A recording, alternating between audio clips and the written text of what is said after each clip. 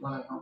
இந்த உலகத்துல சக்கரம் அப்படிங்கிற ஒரு விஷயம் வராம இருந்துச்சு அப்படின்னா, அதாவது சர்க்கிள் ஆஃப் ரவுண்டு ஓகேங்களா? சர்க்கிள்னா வட்டம் தானே. அந்த வட்டம் அப்படிங்கிற ஒரு விஷயம் வராம இருந்துச்சு அப்படின்னா, நம்ம உலகத்துல வந்து எதுவுமே இந்த அளவுக்கு மாறி இருக்காது. ஓகேங்களா?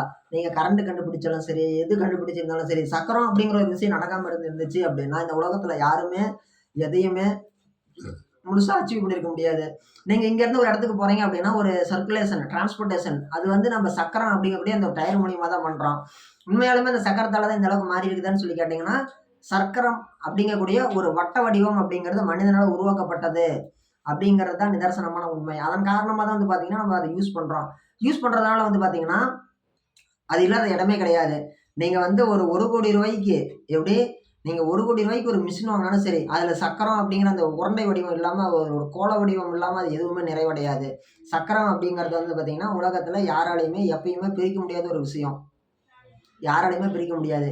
நீங்க வந்து ஒரு லைட் போட்டீங்கனாலும், அது வந்து உருவம் வந்து கோள வடிவமா தான் இருக்கும். நீங்க ஓட்டக்கூடிய வண்டி டயரு கோள வடிவம் தான். அதுல இருக்கக்கூடிய அந்த ஸ்பீடோமீட்டர் காட்டக்கூடிய அந்த இது கோள வடிவம் தான். நீங்க சாப்பிடுற தட்டு கோள வடிவம். டீ குடிக்கக்கூடிய டம்ளர் கோள வடிவம். அந்த கோளம் அந்த ரவுண்டு அப்படிங்கக்கூடிய ஒரு விஷயம் இல்லாத வாழ்க்கையே கிடையாது. அது இல்லாத இடமே கிடையாது. ரவுண்ட் அப்படிங்கிறது நம்ம சும்மா சாதாரணமா நினைக்கிறோம். ஆனா ஒரு சின்ன விஷயத்த மட்டுமே அடிப்படையா வச்சு தான் அனைத்துமே வருது. எப்படி ஒரு மொழியில வந்து பார்த்தீங்கன்னா, உயிரெழுத்துக்கள், மெய்யெழுத்துக்கள், உயிர்மெய் எழுத்து, இது ஆயுத எழுத்து இதெல்லாம் கலந்து எப்படி ஒரு இலக்கணமாவும், ஒரு உரைநடையாவும், ஒரு கவிதையாவும், ஒரு புலமையாவும் இருக்குதோ, அதே மாரி தான் வந்து பார்த்தீங்கன்னா, யாருமே மறுக்க முடியாத அளவுக்கு இந்த உருண்டை வடிவம் அப்படிங்கிறது இருந்துட்டு தான் இருக்குது. நாம நினைக்கிறத விட அது ரொம்பவே ரொம்ப சக்தி வாய்ந்தது தான் உருண்டை. உருண்டை அப்படிங்கிற பேர்ல எனக்கு ஒரு தம்பி இருக்கிறான். கூட வேலை செஞ்ச தம்பி.